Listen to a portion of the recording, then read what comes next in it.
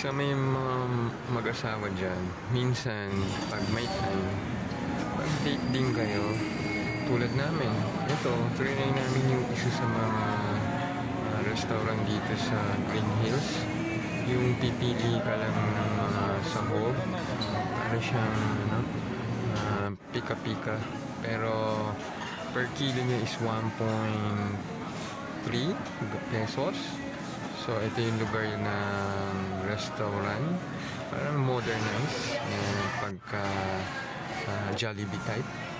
Joke lang. Hindi siya Jollibee type. Pero yan yung misis ko. Nakapila na siya.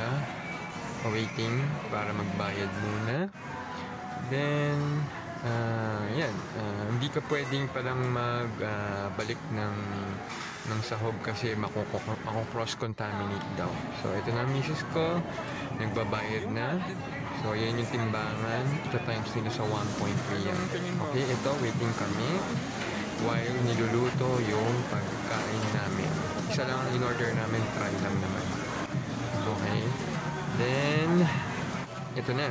Ito na yung pinikap na ng misis ko, yung pinaluto namin pagkain. Isang bowl lang siya, pero malaki na siya. Good for 2 person. Yan. Mukhang masarap yan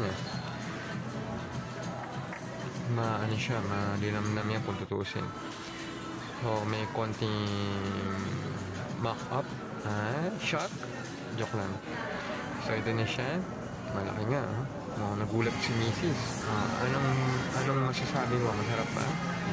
Masarap daw. Okay. Ang init. Okay. So, minsan, life, habang bata pa, mag-date din.